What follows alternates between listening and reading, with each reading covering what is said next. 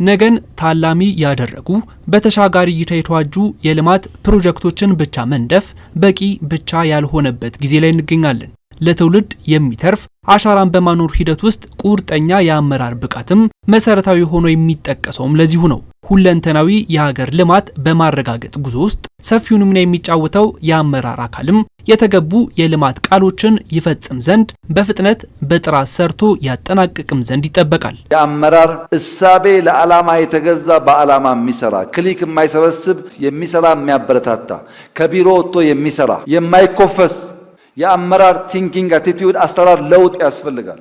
በፈጠራና ፍጥነት ጥራትንና ብዛትን እውን ለማድረግ መትጋት ነው የመደመር መንግስት ቁልፍ ስራ። በብዝሃ ዘርፍ ትስስር እያንዳንዱ ዘርፍ አንደኛው ለአንደኛው ኢንፑት ግብአት እየሆነ አንደኛውን እየደገፈ ወደ ስልጣኔ የምናደርገውን ጉዞ የሚያፋጥን መሆን አለበት። ባለፉት ቅርብ ዓመታት መንግስት የወጠናቸው ሰፋፊ የልማት እቅዶችን በዘርፈ ብዙ መስኮች በተግባር መግለጡን ቀጥሏል። አንገብጋቢ ምላሽ በሚሻው የቤት ልማት ፕሮጀክትም ግንባታቸው በአጭር ጊዜ የተጠናቀቁ ለብዙሃንም እፎይታን የፈጠሩ መኖሪያ ቤቶችን መገንባት አንዱ ማሳያም ነው። በሌላ በኩል ለቱሪዝም መዳረሻዎች የተሰጠው ትኩረትም ለመንግስት ውጤታማ የፕሮጀክት አፈጻጸም ህያው ምስክር ሆኖ ይቀርባል። ታሪክን ማደስ፣ አቧራን ማራገፍ፣ አዳዲስ መዳረሻዎችን ማጠናከር ከመሃል አዲስ አበባ የጀመረ በመላ ኢትዮጵያም የቀጠለ ሆኗል። ይህም ቃልን በተግባር ስለመግለጽ የሚለም ብዙ ነው። ህፃናት የተለያዩ አዛውንቶች የሚዝናኑበት በጣም ተአምር ነገር ነው እየተሰራ ነው ያለው። ለውጡ በጣም በሚገርም ሁኔታ ነው እየተጣደፈ ያለው። ሀገራዊ ፕሮጀክቶችን ስናይ ሳናያቸውላ አልቆ የተመረቁ አሉ። ለምሳሌ አፋር ላይ የተሰራው ሪዞርት አለ፣ አላላ ኬላ አለ። እያንዳንዷን ኮይሻ ማየት ይቻላል፣ ወንጪ ማየት ይቻላል። በአጭር ጊዜ ውስጥ የማይታሰብ እንደ ነዋሪ የተገነዘብኩት የማይታሰብ ነገሮች እንደዚህ ጋር የተገነዘብኩት በጣም የሚገርሙ ነገሮችን የተሰሩት። እኔ ድሮ ማቃት ጀጎል አጥራ በርና ላስቲክና ሸራ የተያያዘ ቤት ነበረ። ዛሬ ላይ ጀጎል አይደለም ከቱሪስት መስህብ ሌላ ብዙ የሚወራላት የታሪክ ደሴት ሆናለችና ጀጎልን ማየት እንችላለን። ሄድ ስንልም በጣም ብዙ የተለያዩ ትልልቅ ፕሮጀክቶች ሰርተዋል። በጣም ብዙ የሚታዩ ግን አይተ ማጨረሳቸው ነገሮች አሉ ማለት ልጆቻችን ኳስ መጫወቻ ቦታ አልነበራቸው። አሁን በየሰፈሩ ኳስ መጫወቻ ቦታዎች አሉ፣ መዝናኛ ቦታዎች አሉ፣ አረንጓዴ ስፍራዎች አሉ። ህይወት ቁጭ ብለ ከጓደኞች ጋር የምትጫወትበት ቦታ አለ።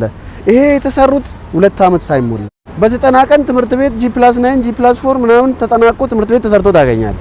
ይሄ የሚጠይቀው የአመራሩን ቁርጠኝነትና የሥራ ፍላጎትን ነው የሚያሳየው። የተቋማትን አገልግሎት አሰጣጥ ዲጂታላይዝ ከማድረግ ጎን ለጎን ዘመኑ የደረሰበትን የአርቲፊሻል ኢንተለጀንስና የቴክኖሎጂ ምርምርን የሚያጠናክሩ ተቋማትን የመገንባት ሂደቱ ቁርጠኛ የፕሮጀክት አፈጻጸም የታየበት ነው። ከተሞችን አረንጓዴ የማልበስና ደረጃውን የጠበቀ መሰረተ ልማት የመገንባት ልምምዱም ሌላኛው የሥራ ውጤት ሆኖ ይጠቀሳል።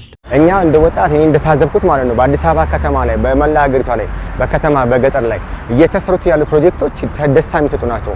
ደስታ የሚሰጡ ደግሞ አንዱ ምንድነው ከተባለ ጊዜያቸው የሚጠናቀቁበት ጊዜ ምንም አሰልቺው አይደሉም። ደግሞ ኳሊቲያቸው ለራሱ ለማህበረሰቡ ምቹ ናቸው። ኮሪደር ልማት ብናይ ኮሪደር ልማት ተነገረ በአጭር ጊዜ ይጠናቀቃል።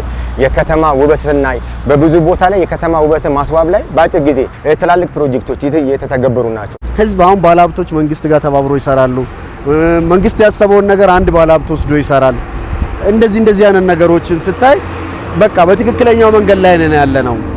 መንግስታችን ከዚህ በላይ ሰላማዊ የሆኑ ነገሮች ቢፈጠሩ በጣም ብዙ ነገሮችን ከዚህ የተሻሉ ነገሮችን መስራት እንችላለን የሚል ሐሳብ አለኝ። የኢኮኖሚ ምሰሶዋን ግብርና ላይ አድርጋ በቆየችው ኢትዮጵያ ለዘርፉ የሚገባውን ትኩረት በመስጠት ከወረቀት የተሻገሩ ተጨባጭ ስራዎችን እውን ማድረግ ተችሏል። ይህንንና የመሳሰሉትን የልማት ግቦችን በቆራጥነት በማስፈጸም ሂደት ውስጥ አንድም አንገብጋቢ ችግሮች ይፈታሉ፣ በሌላ በኩል ለሜጋ ፕሮጀክቶች እውን መሆን መሰረት ይጥላሉ። ካቀደበት ጊዜ ቀድሞ ይጨርሳል ብዬ ነው የማስበው ነው። ምክንያቱም አሳይቶናል። ነዳጅ ላይ፣ ጋዝ ላይ፣ መዳበሪያ ላይ፣ የቤቶች ግንባታ ላይ እነዚህ በጣም የምንጠብቃቸው የአየር መንገዱም እንዳለ ሆኖ ማለት ነው ብዙ የምንጠብቃቸው ግን ከታቀደለት ጊዜ ቀደም ብሎ ያልቃሉ ብለን ነው የምንተማመነው። አሁን የተሰሩ ስራዎች ለሚቀጥለው ስራ ተስፋ ሰጪ ናቸው። ለምሳሌ ክቡር ጠቅላይ ሚኒስትራችን ከጉባ ላይ 7 የጉባ ብስራቶችን ኦን ሲያደርጉ እነዚህ እንደሚሰሩ ናቸው። የሀገርን ሁለንተናዊ ሉዓላዊነት በማረጋገጥ ሂደት ውስጥ መሰል ፕሮጀክቶችን ጀምሮ የማጠናቀቅ ኃላፊነቱ የሁሉም አመራር ቁርጠኝነትና የማህበረሰቡን ዘርፈ ብዙ ተሳትፎ የሚሻ በመሆኑ ሊጠናከር እንደሚገባም ነው የሚነሳው። የአመራሮች ምንድነው ለኢትዮጵያም ብሎ ለቀጠናውም ብሎ ለአፍሪካን ድምቀትም ብሎ ለጋራችን ለውጥ ብለው የተሰጣቸውን አደራ ምን ማድረግ አለባቸው? ከግብ ለማድረስ በተነሳሽነት በሞራል መስራት አለባቸው። አይዲያ ኢንዲቪጁዋል ኢንስቲትዩሽን ኢንቲግሬት ማድረግ እንዲችሉ ካስቻል በልበ ሙሉነት በከባቢያችሁ ስራችሁን ከሰራችሁ በ2036 ኢትዮጵያ ከአፍሪካ ቀዳሚውን ኢኮኖሚ ትይዛለች።